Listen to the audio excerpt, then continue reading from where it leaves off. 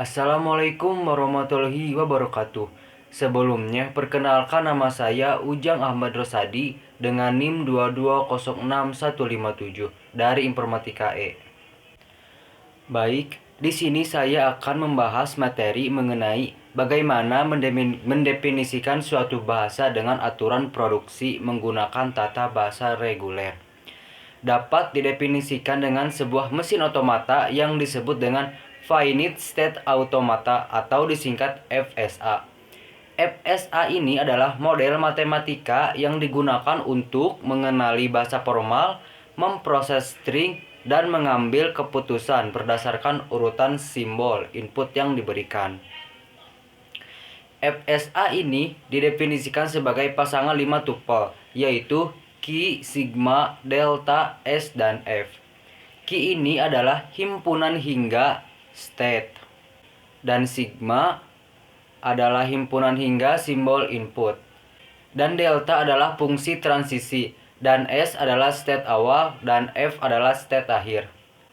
Nah, selanjutnya yaitu jenis-jenis dari FSA. Yang pertama adalah Deterministic Finite Automata atau DFA, dan yang kedua adalah Non-Deterministic Finite Automata atau NFA. Selanjutnya adalah contoh Deterministic Finite State Automata atau DFA. DFA didefinisikan sebagai bahasa M, di mana Q, Sigma, Delta, S, dan F.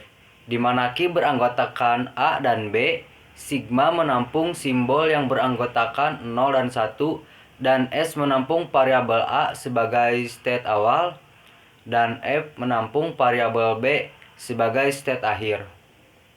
Lalu, di sini ada delta, didefinisikan sebagai tabel transisi, berisikan delta 0 dan 1. Di sini state awal yaitu A yang didampingi dengan simbol tanda panah ke kanan. Itu menandakan bahwa A adalah state awal. Dan untuk B sebagai state akhir didampingi dengan simbol bintang. Ini menandakan bahwa B adalah state akhir.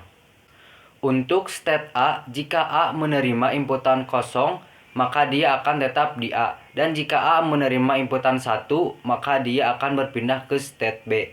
Selanjutnya, jika B menerima inputan 0, maka dia akan tetap di B. Dan jika B menerima inputan 1, maka dia akan berpindah ke state A. Selanjutnya adalah cara kerja Deterministic Finite State Automata dalam membaca suatu string. Dalam suatu DFA, jika deretan simbol masukan yang valid dari alfabet yang diizinkan dibaca, DFA akan beralih ke suatu keadaan tertentu. Jika keadaan akhir yang tercapai oleh DFA setelah proses ini adalah keadaan akhir, maka dapat dikatakan bahwa DFA mengenali deretan simbol tersebut. Atau dengan kata lain, DFA memvalidasi string tersebut. Selanjutnya adalah contoh DFA dari string-string baik yang diterima maupun ditolak.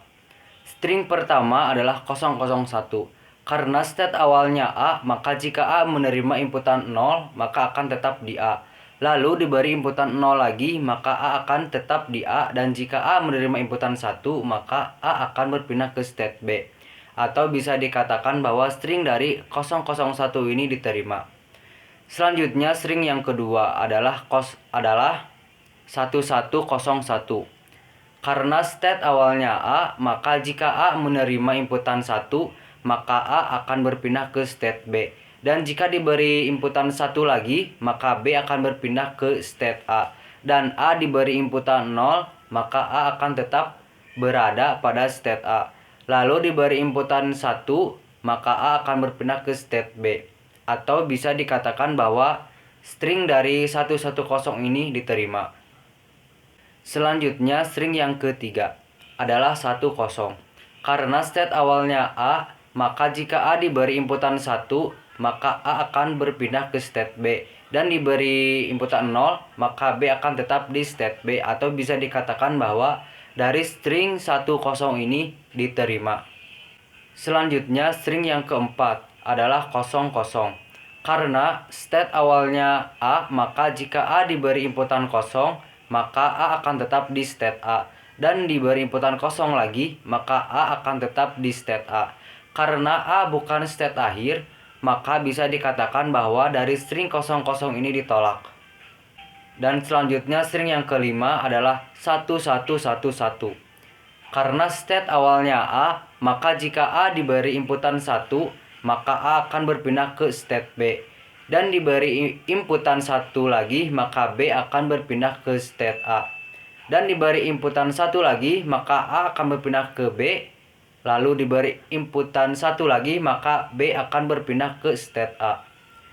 Karena state A bukan state akhir, maka bisa dikatakan bahwa dari string 1111 ini Sekian pembahasan dari saya. Billahi taufik wa hidayah. Wassalamualaikum warahmatullahi wabarakatuh.